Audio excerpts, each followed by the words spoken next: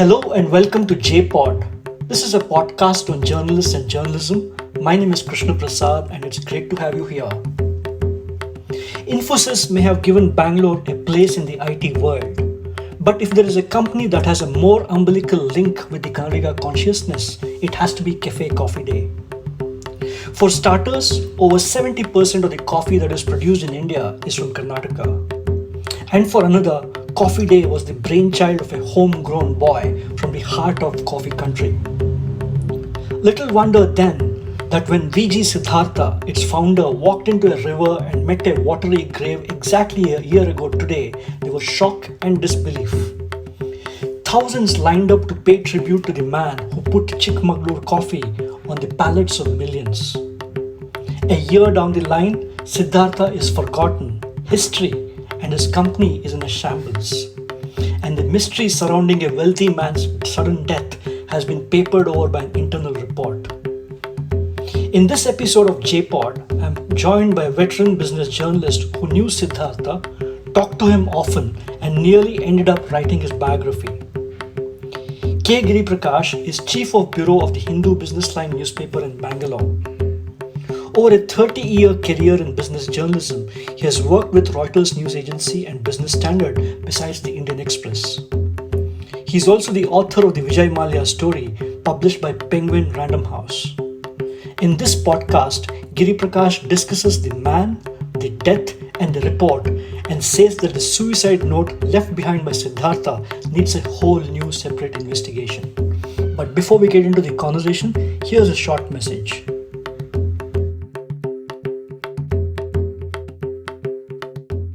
Social media, a place where you get news, views, arguments, fun stuff, vicious rants, all of which can drive you insane. It's all so confusing. Don't you wish there was a way to cut through all the noise? Say hello to the Net Paper, a first of its kind newsletter, a digital newspaper in your inbox, one that gets you the news, the views, and the juice. From Facebook and Twitter, TikTok and Instagram. If you wish to get the Net Paper in your email, do go to the netpaper.substack.com and hit subscribe. The Net Paper. All the juice that's fit to share. Giriprakash, namaskara sir. Namaskara. And thank you very much for finding the time to take part in this podcast, and I hope you've been doing well. My pleasure. Thank you very much. Giri, you've been a business journalist for a long time now, having worked at the Indian Express and Business Standard and Hindu Business Line. And you've been based in Bangalore, and you've seen so many of these iconic brands take shape and bloom from Bangalore in the last 2-3 decades. Yeah. And we're having this conversation on July 31st. All right. Where were you on this day 1 year ago when news came in that the founder of Cafe Coffee Day, VG Siddhartha, had gone missing and had been found dead? Where were you on that day, and what were your first thoughts when you heard of this news? See, I was at home and I received the news early morning, and the previous day, the day he went missing, I got some messages about a letter that he's learned to have written to the board and the employees. So I had some kind of a feeling that in a few more days the news isn't going to be good.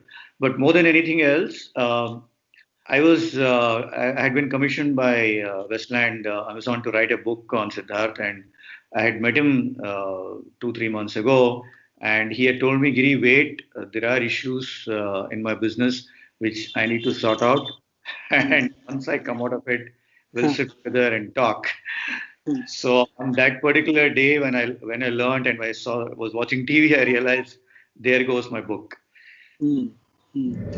But what kind of a person was he? I know that you spoke to him a few months before he passed away, but and I'm sure you met him many times in your line of work over many years. What kind of a person was he? I saw the academic Chandan Gowda write in a newspaper column that he was a capitalist who was actually a communist in culture, etc., that he was not very greedy and so on. Did he come across like something like that to you? And looking back at everything we now know, was this true of Siddhartha or was this just a carefully cultivated image? That when I returned from Delhi and took over the edition here, I mean, we launched the edition of Business Standard. His office was down the road. My office was in the what it used to be called as Old Madras Road, Yeah, and my office was there. And if you just behind my office was his office, and I used to so I learned that he was involved with Infosys because he was one of the persons. His company called Sivan Securities was one of the companies which underwrote the Infosys IPO. I see. So, as everyone knows, the Infosys IPO, was an absolute failure, and because he and another brokerage house had underwritten the IPO, they rescued it, and in turn, Sivan Securities mopped up all those shares that were there in the market. Right. Later, I got to know that he actually became he sold it off, and when Infosys started doing well, stock prices went up. He made a lot of money, and I joined in 1998. By 99 2000, there was already talk about how a group of senior executives from Wipro had decided to launch their own company, an IT services company called Mindtree, and he was their first investor. So Hmm. I kept talking to him. The Sivan Securities had there were a lot of things that at that time that were happening. I think the chief secretary at that time was Jairaj, and Right. his wife used to work with Sivan Securities, Right. and they had just formed this NGO called Bangalore Agenda Task Force, which had Narayan Murthy, which had Nandan Nilekani, which had the police commissioner at that time, I forget his name, Hmm. and then Jairaj, all of them, and when the chief minister was Krishna at the time. So Yes. this was a very unique model that was being experimented in Bangalore at that time. Hmm. And I remember that there was a lot of praise for the chief minister about the way they were transforming Bangalore, and and the law and order was pretty good. The Bangalore, which was a garden city, but it ended up with a lot more gardens in almost all colonies. Hmm. And all these things were happening at that time. And I used to meet Siddharth very often. Hmm. And how did he come across us? As an absolute thorough gentleman, Hmm. extremely shy, Hmm. but he made it a point to tell me every time I met him that Giri, I mocked the shares of Infosys, I rescued Infosys IPO. Siddhartha's sudden death on this day last year Hmm. had all the ingredients of a pot boiler. Yeah, Cafe Coffee Day was a nationally known brand. Siddhartha was a very rich businessman who had yeah, committed suicide by jumping into a river. yeah, His wife was and is the daughter of the former Karnataka Chief Minister S.M. Krishna. And yeah. there was plenty of rumors and speculation of all kinds surrounding the company and surrounding the death. But still, the story kind of vanished from the front pages of newspapers after a few days. Hmm. I was trying to figure out from you why a story of this nature, of this basically a scandal, why does it disinterest the national media so much? Yeah, good question. See, there are many factors to it. Number one, however much you try, Bangalore is still Infosys city. Bangalore is still known for Infosys. You can't get away from that fact. If Narayan Murthy says hello, it's national news. Mm, And if Narayan Murthy's children are getting married, it's national news. mm, And anything that else that happens is not national news. Period. mm, But as far as Siddhartha was concerned, as you were saying, it's a cocktail of almost everything. There was this coffee, the very unique kind of chain, which sort of before Starbucks came, there was Cafe Coffee Day chain, and they had one of the restaurants in Vienna, in Austria, and you could find it any highway across the country.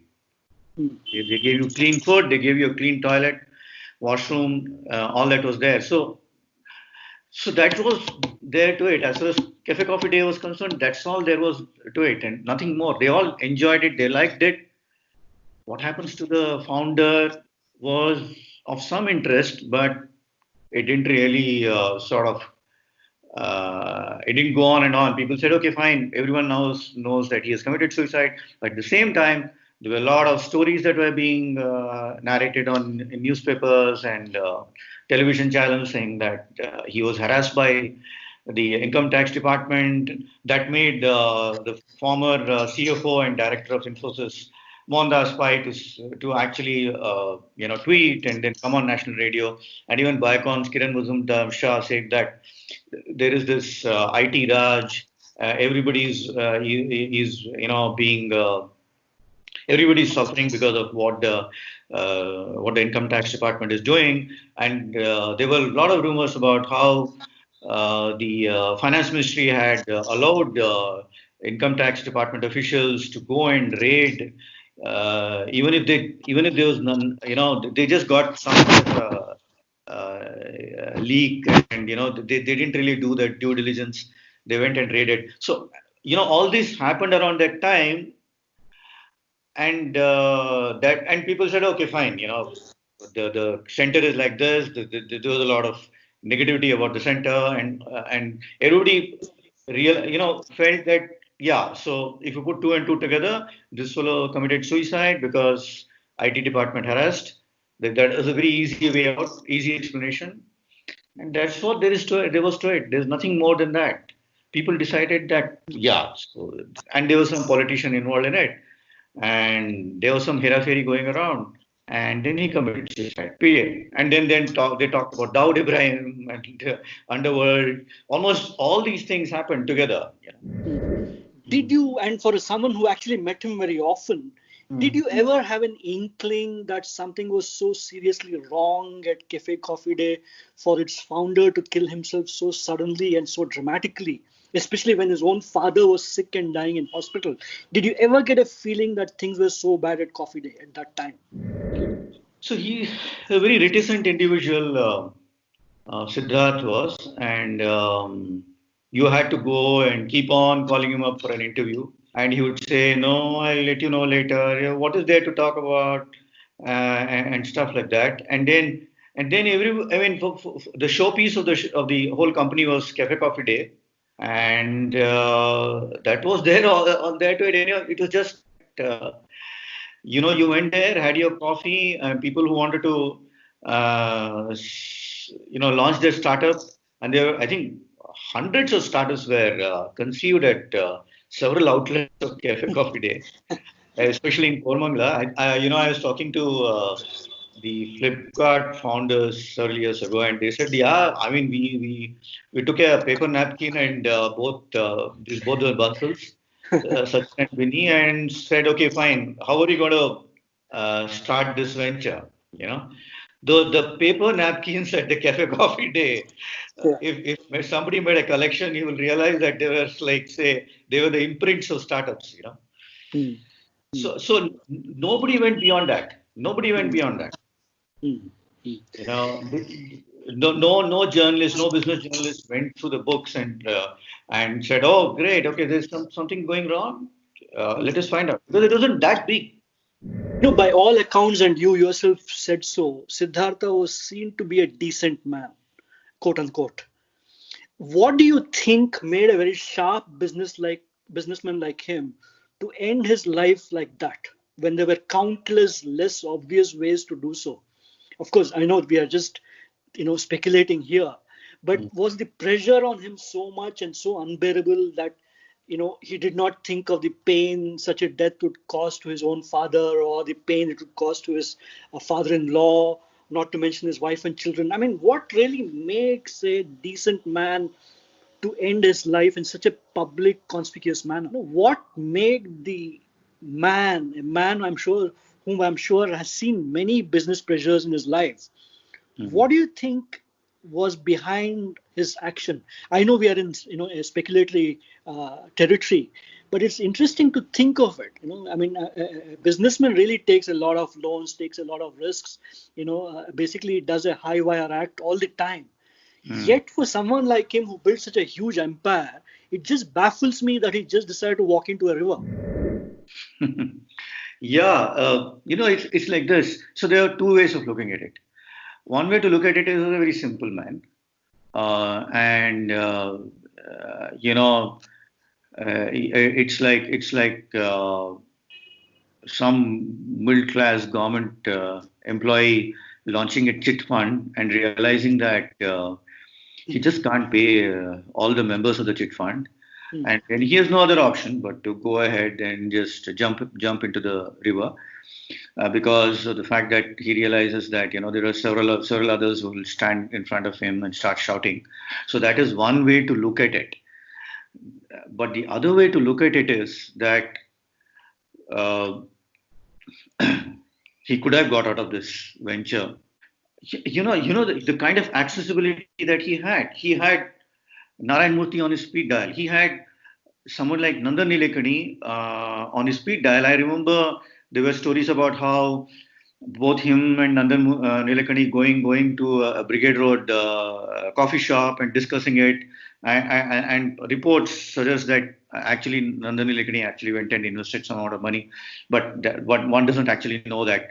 Let us be very dismissive of that. But the fact is that he had people who were in good positions and who were respected in the society, in the corporate sector. He could have just reached out to them, opened out, and said, "Boss, I'm in big trouble. Do something for me." And for all you know, he could have done that. But the fact that he didn't actually do it could be some external pressure, that a phone call here, or something or the other, which could have said, okay, this is the end for me. And I realized that I can't go beyond that. But there are things that I must actually, when I started thinking about it, because I was planning to write that book. So let me share with you my thoughts on that. Hmm. Let us reconstruct what exactly happened. Hmm. So we get to know that he's gone missing. There is this bridge on the river Netravati, and before that, what happens? Now, on a Sunday, when actually nobody goes to the office, he goes to his house, packs his suitcase, and tells his wife and other family members that he's going out for a long drive. All Hmm. right, Hmm. and he goes to his office, and then he collects his driver, and then he tells the driver, pack something for yourself, and then they drive towards Mangalore. Now, that is one part of it. Then the day then he commits suicide. Look at the timing. In the morning at around 2:30, so there is this bridge, and he tells his driver to stop the car at one end of the bridge. Then he walks Hmm. through, right into the bridge. And then as he's walking, and then this driver is waiting for him, and nothing happens till 2:30, and some maybe an hour passes, and then this fellow is just waiting for this guy. How long can a bridge be in Hmm. India? How long can a bridge be? I mean, it's not on the river Ganges, right, or on Hmm. the Brahmaputra. So he can actually see it in the night. It's not that dark, Hmm. and then he doesn't even it doesn't even it's not raining. So Hmm. therefore, if somebody jumps into the river, a human being of around 75, 80 kilos, let's assume it's an 80-kilo stone falling into the river, and the river is full. Please remember, the river is full. Hmm. So you don't listen to anything at all. Hmm. Okay, and then what happens? So this guy waits and then finds out he's missing. Then he goes to the nearest police station, files a case, a missing complaint, and they go around. And in the morning, at around 6 o'clock, 5 o'clock, we on all our mobile phones, on the WhatsApp we have, there's this letter out right there. Hmm. Hmm. What a bloody coincidence is that? Hmm. Hmm. How did this letter emerge? And then we get to no. So I want to know how did it. And then this is not from the from the laptop of Siddharth, right? Not from. It's a leaked letter. It's leaked. Who Hmm. leaked it? Who exactly leaked it? Number one, what did he tell the secretary actually that says that did the secretary leak it? His secretary leak it? I don't know. The other thing to know is that okay, fine. This letter was sent to the employees in the board. Yes. Was it a email? Was it a speed post? Who pressed that send button Hmm. in the morning of 31st or 30, whenever that happened? The next morning, Hmm. the next morning after he went missing. Yes. How was it timed? That's a mystery to be found out, right? Hmm. It doesn't add up at all. I'm not saying somebody went and did all this, but this is one part which is clouded in mystery. Did the police investigate this part of what you're saying? These aspects? Yeah, that's another thing. Now the cops, the day found the morning they found the body, and then the previous day, there's a fisherman who says he saw a man jumping. Yes. Okay, now he saw this man jumping, and this fellow walks away from there. He saw a man jumping. He thought that he was going for a swim. Hmm.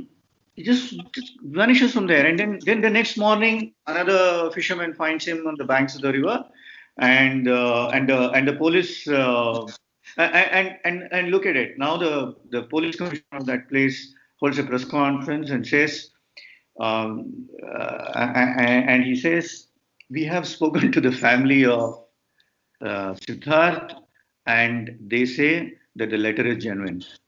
Hmm. Hmm. Hmm. A few days later, Hmm. the the company says we have no way to find the veracity of the letter. We are not very sure. Now, who is in the company? Malvika Hegde. Who's the wife? Whose wife is she? Siddharth. The family of her family says that the letter is genuine, but when she goes and sits on the board, she actually says we do not know the veracity of the letter, so we are not sure whether he actually wrote it. Hmm. Hmm. I don't understand this. Hmm. So, was there, from the moment of the discovery of the body, was there an active police investigation or not? Very briefly.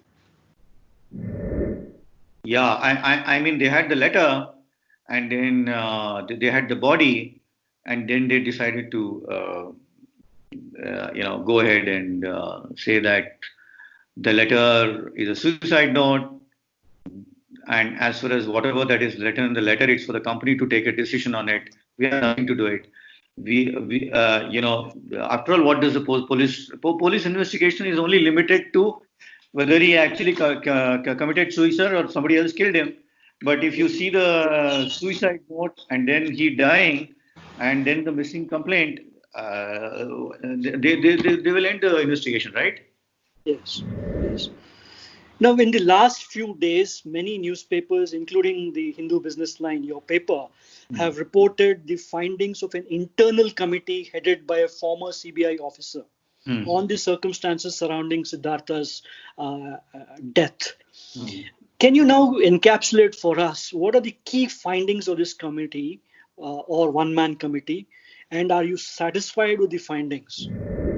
Okay, two things. One is that on last Friday, the Coffee Day Enterprises put out a note, which they called it as a synopsis of the findings of the investigating team, which was headed by a former top CBI official, and and then yeah, let me recall something else. The board decided to set up an investigating team. I think there was one. I don't remember the name, but there was this major accounting firm which was asked to do it, and for several months they couldn't find the person. So these people said that we will not go ahead and with the investigation. And then they went around looking for the right guy. So it took them some time to actually find somebody who could go ahead and investigate. So finally, they zero in on this former DIG official, and he keeps taking time. He was supposed to, the deadline was much earlier, but he keeps taking time, and then the Coffee Day Enterprises keeps sending mails after mails to the Bombay Stock Exchange saying that the investigation report is not out, they are taking more time, and then it takes nearly a year for them to do it. Now, everybody reported on a synopsis. All right, the synopsis actually doesn't actually say give all the details. It just talks about the fact that you know there's a very good possibility that Siddhartha might have committed suicide, and there's so much of money was missing from the till of Coffee Day Enterprises and the Mysore Consolidated Coffee Estate, which was privately owned by Siddharth and his family, and they had taken around 3,500-4,000 crores, and then they went ahead and from the Coffee Day Enterprises, and then Malvika Hegde sends a letter to all the employees saying that I am committed to this organization, and then she says that we will recover the amount from Mysore, consolidated coffee, and then coffee estates. Then, so it's like now who owns the private company? It's owned by Malvika Hegde. And she sits on the board and says we'll recover the money from there, right? And then she also talks about the fact that they're going to sell off some of assets. This was one part of it. What Hindu Business Line finally got was a lot more detail, exactly what happened. All right. Now, that is not in public domain, and that's what we published on Monday morning. Now, this goes into a lot of details, and it actually talks about the granular details. Talks about how he went ahead and what exactly happened between his company, his private company, and the listed entity, how the money got transferred, and how these PE funds kept on giving him money because he kept on promising them a lot more, returns, saying that I'll give you, say, around 18-20% more than what you have given me. But and then this report actually talks about the fact that PE funds, according to this report, actually sought that it says that it is pertinent to note that the PE investments are by and large unregulated. Now, this is quite a statement to make, right? Now, who are these private equity investors? What exactly? There's a difference between VC fund and PE fund. Now, let us look at the kind of roles that they have. Now, a VC fund or an angel fund, a venture capital fund or an angel fund, picks up small equity stakes in a company, right? And then exits with higher valuation and then sells its stake to another VC fund or to a PE fund. The PE fund comes in much later. All right, the PE fund comes in with the intention of running the company, and therefore it takes a very high stake in that company. Now let us look at it. Coffee Day Enterprises is a listed entity, for God's sake. If you have to take any stake in that company, you have to go and tell the damn stock exchange. You have to tell the regulator. Right. Now, I don't understand this part of it. They were giving him money and they were not taking a higher stake. Hmm. No, what are they exactly? So Hmm. they were giving him a loan. Hmm. Do PE funds give loan? I don't know. Hmm. Is that the only question in your mind? Are there more questions on this probe report? Yeah, there are several of them. I don't know how. There are several loose ends in the report. So, This internal probe report was done to satisfy the Cafe Coffee Day board, or was it done to satisfy SEBI or the stock exchanges? What was the intent of this probe? What was its brief? no, it's an independent probe. So obviously, it is supposed to give very, it's supposed to take a neutral stand. It's supposed to say that this has exactly happened, and we are not in any way swayed by the management, even though Hmm. it is the company which pays the fee to this independent board. It's not taken from investors' fund. It's taken right from the company. So they have gone and paid them a fee. Hmm. Now, the bigger point to note is, and to some extent, I should give credit to this team because even you don't even have to read between the lines. You know that Siddharth was. They've made it very clear that Siddharth had built a pyramid of debt. He couldn't pay back. And if you looked at the income tax returns, he himself didn't have that kind of money. He was banking on some white in knight in shining armor to go ahead and rescue him, and it didn't happen, and he didn't know how to go ahead and tell the give tell the income tax department. He didn't know how to square up the money, and he didn't have that kind of money. And then income tax department could have filed a case of fraud and taken him to jail. And probably this explains the reason why he didn't want to bring a bad name to the family. Hmm. From It's another matter that someone like Vijay Mallya, whose offices were on the same street as that of Coffee Day Enterprises, yeah. got away with a lot of things. Hmm. Hmm. This whole internal probe thing seems to be a very Bangalore thing. Infosys has an internal probe on charges it's facing. Coffee Day has an internal probe, etc. But is this normal for companies to just have an internal probe on a scandal of this size? I mean, we are talking of 2.5, 3,000 crore rupees, Hmm. or is this just all a elaborate cover up? So I suppose, yeah, it's a Bangalore thing because I remember when Ramakrishna Hegde was the chief minister, whenever an allegation was made against his government, he set up a committee and a probe, and then which exonerated him time and again. So, but I assume this is the first step for any listed entity to do. For example, it happened with Chanda Kochar of ICICI, right? So Yes. they also had an internal probe. They had an independent entity probing on allegations of what she had done. So this is the first step that is done. Usually the income tax department issues a clean chit to companies and individuals. Mm, But astonishingly, in the case of Cafe Coffee Day, the mm, probe report of the CBI officer, ex-CBI officer Ashok Malhotra, this mm. probe report gives a clean chit to the IT department, on the other hand. I Yeah. find this really baffling and funny. Yeah, you could look at it the way that it was pretty independent that way.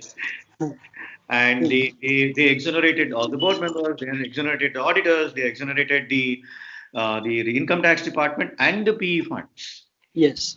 And you look at it, it's a family-run enterprise, and then they exonerate all the outsiders and more or less say that it is Siddharth who was responsible for this mess. And you can't be more neutral than this. Unlike Vijay Mallya or even Nirav Modi, Hmm. publicly no bank or no lender was after Siddhartha for recovery. At least I have not seen any reports like that. Yes, And yes. his assets, as it was later revealed, exceeded his outstandings. So even after a year, I'm still in the dark as to what was that specific threat from which he saw no way out but death. And frankly, I'm baffled by that one single point. Yeah, yeah, right. I mean, there were a lot of rumors about the underworld connections and income tax guys going after him and banks pressurizing him. All that is not true any longer because what you go by the report. Again, we can only go by the report because it was an investigation team that went into it. So let us give them some credit for it. So all these rumors were at the end of the day rumors. I mean, the only way you can look at it right now is that it was one of those weak moments Hmm. that made him do so. What was his command over the English language? Uh, he comes from that his English was good. He's Mangalorean, and there was this heavy accent. But then I don't think there was anything wrong with that. I mean, it was fine. No, I have no problems with that either. I'm asking you that because that takes me to my next question. Okay. Because most people seem to think that his English was at best functional or, pretty normal stuff. But his suicide note was extremely clean and cogent. It was actually, if you remember, a computer printout, not even handwritten. It was a computer printout on which he had affixed his signature on the letterhead of Cafe Coffee Day. And it seemed to me that it had been very cleverly drafted. I don't know cleverly drafted by whom, but very cleverly drafted to cover all the bases.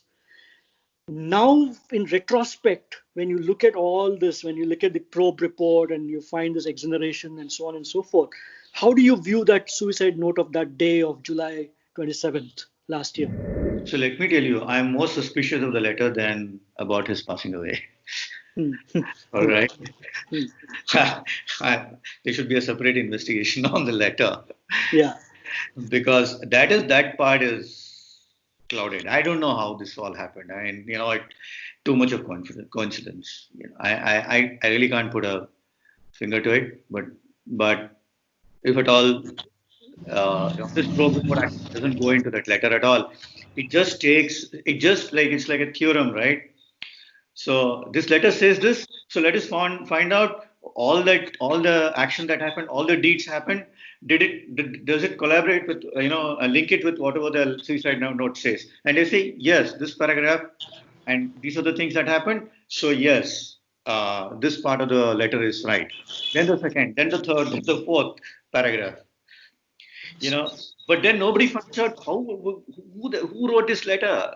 How did this come out in public domain? This has not been revealed so far. Basically, what you're saying at the Letter end of is the one day, of the what it things really that means is that correct. it was not as much of an accident, the death, as much as a pre planned, premeditated, pre decided kind of decision he had taken. I can't say anything on it, but I don't know. But for me, it's a big mystery.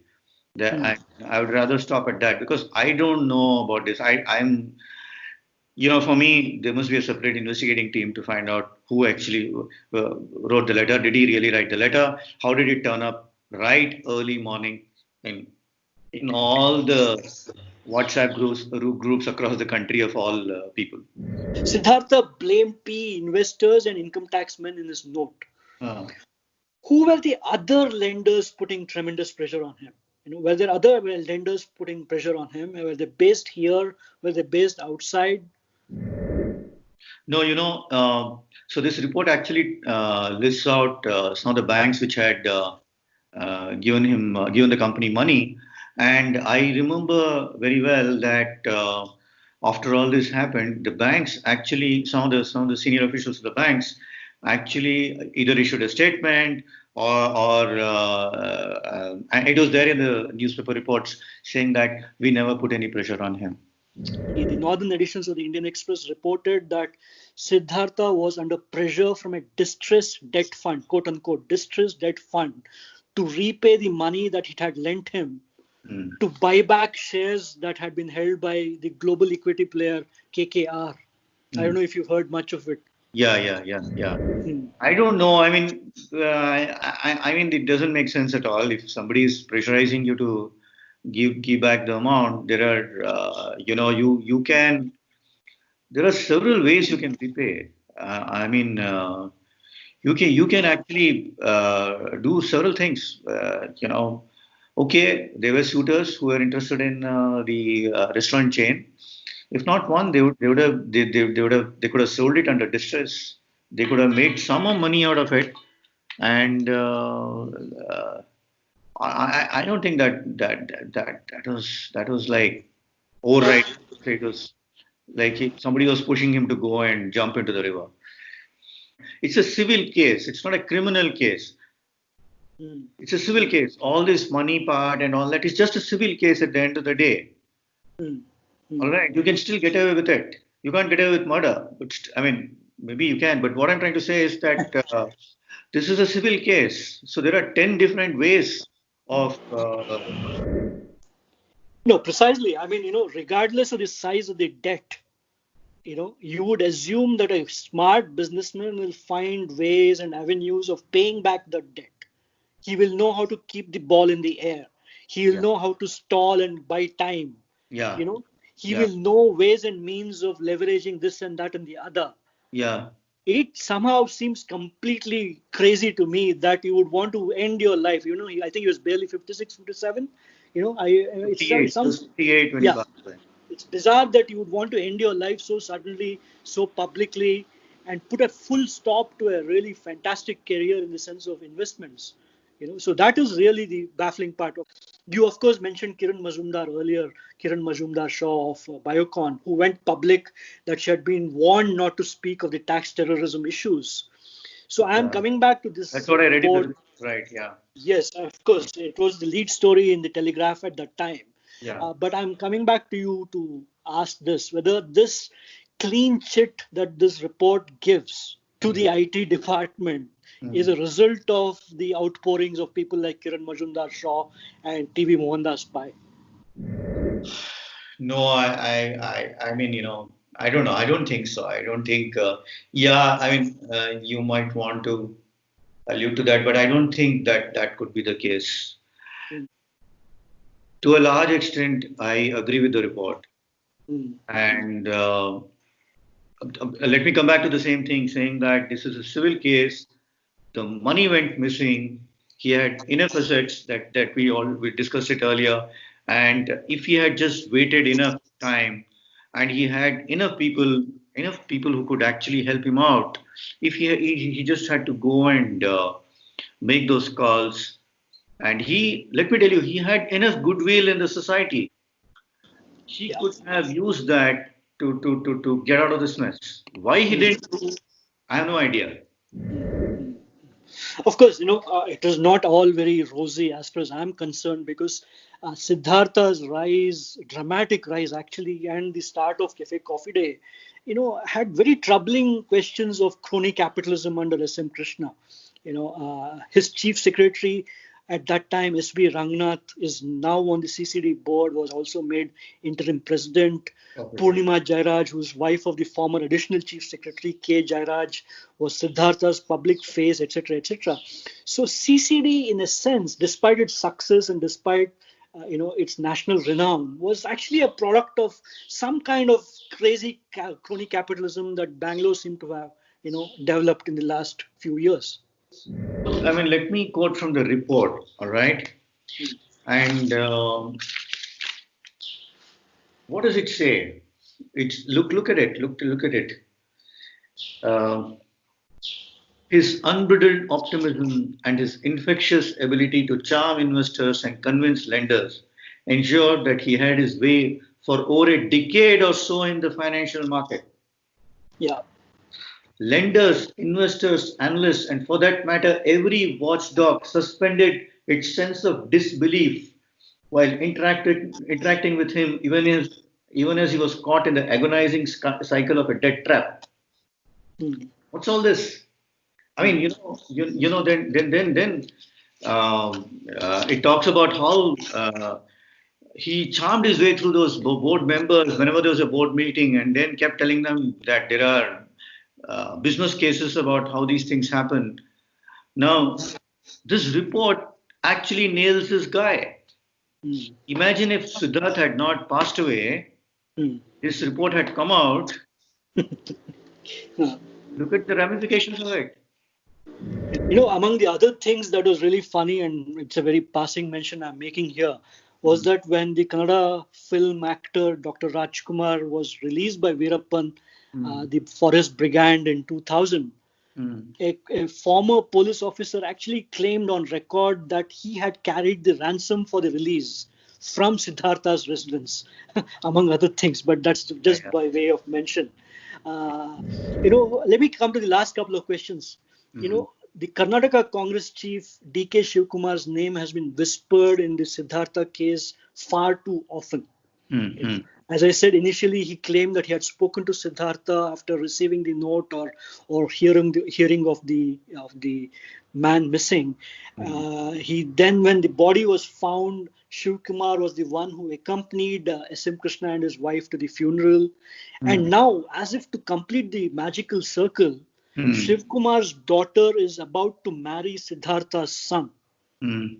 Does this all sound normal to you? I don't know. I'm a business journalist, so I'm go by what are the things that right there on the table, and I'll just go by what the reports talk about. I'll just go by the stock exchange filings, and I'll go by the balance sheet. I'll go by the profit and loss account.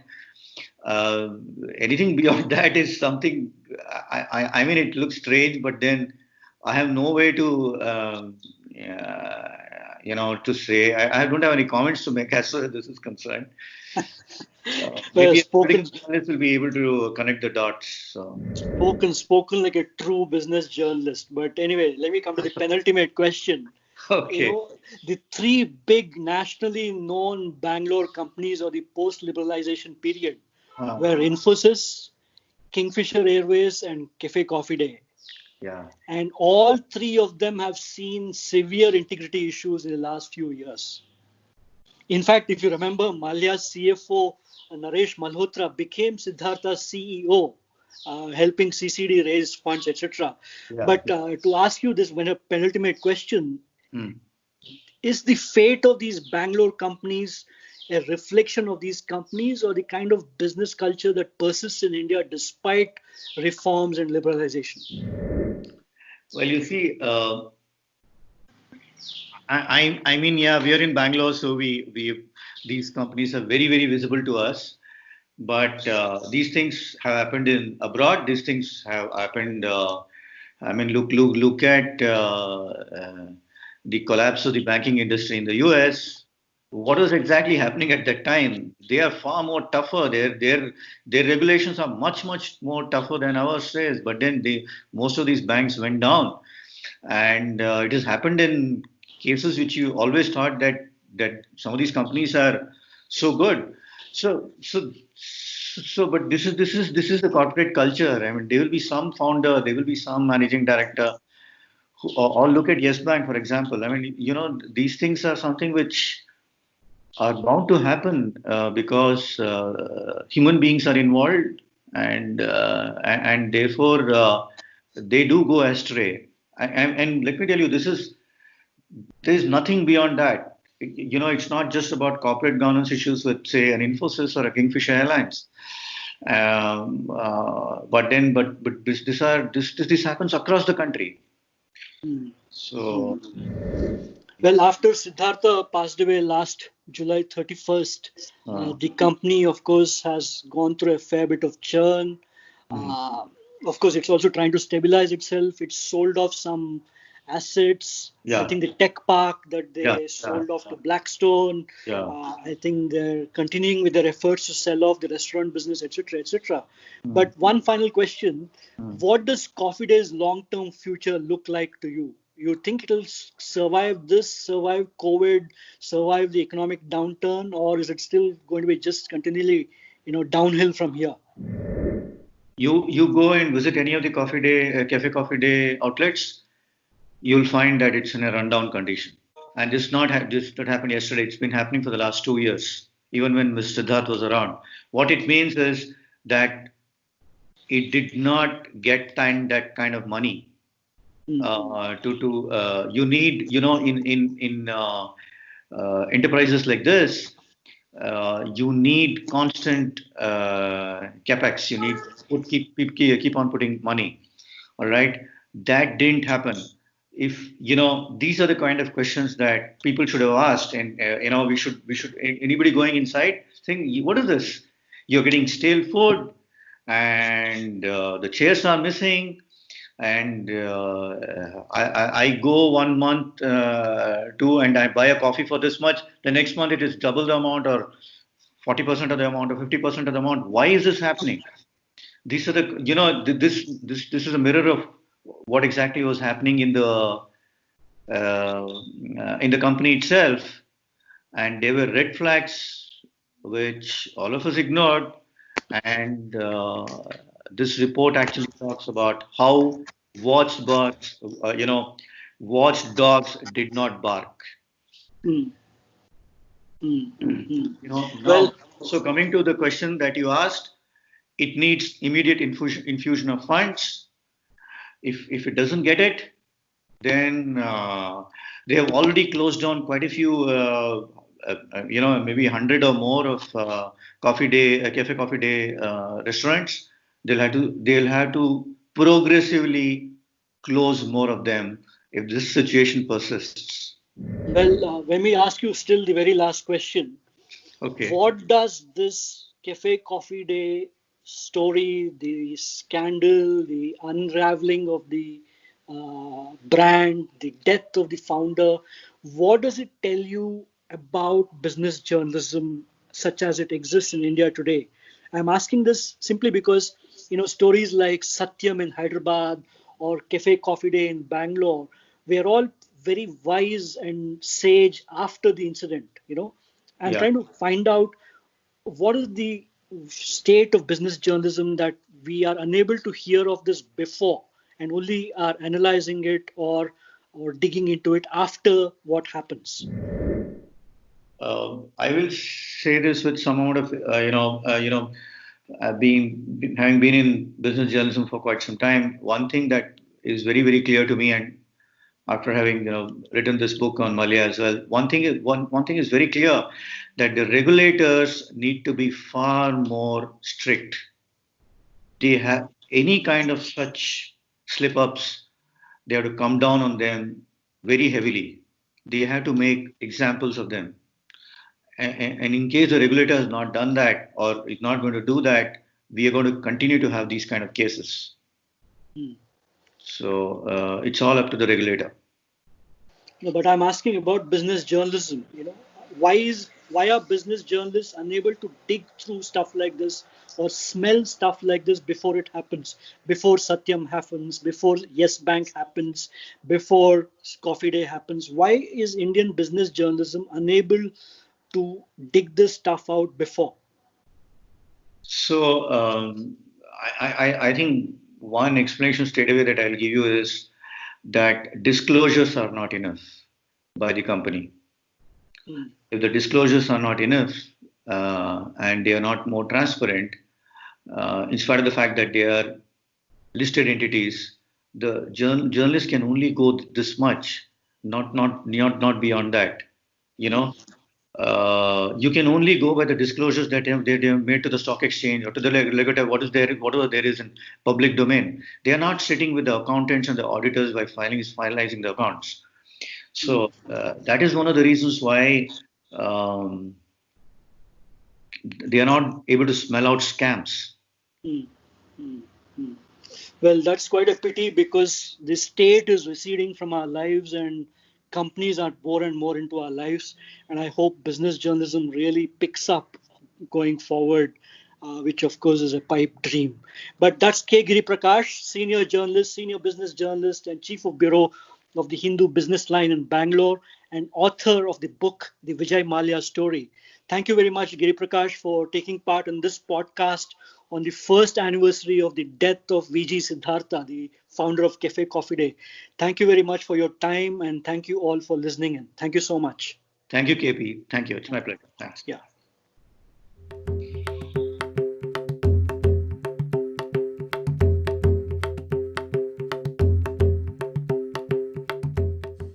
हम एक संवेदनशील सरकार है हम कठोर से कठोर आलोचना का भी हृदय से स्वीकार करते हैं और उचित स्थान पर संवेदनापूर्ण तरीके से उन आलोचनाओं पर भी गंभीरता से सोच करके और पूरी नम्रता के साथ देश की अर्थव्यवस्था को आज पूरा विश्व भारत की तरफ जो अपेक्षाएं कर रहा है, 125 करोड़ देशवासी जो अपेक्षा कर रहे हैं, उसी रिधम से, उसी तेज गति से, उसी व्याप से चला के रहेंगे। ये मैं हमारे आलोचकों को भी विश्वास दिलाना चाहता हूं, नम्रता पूर्वक विश्वास दिलाना चाहता हूं।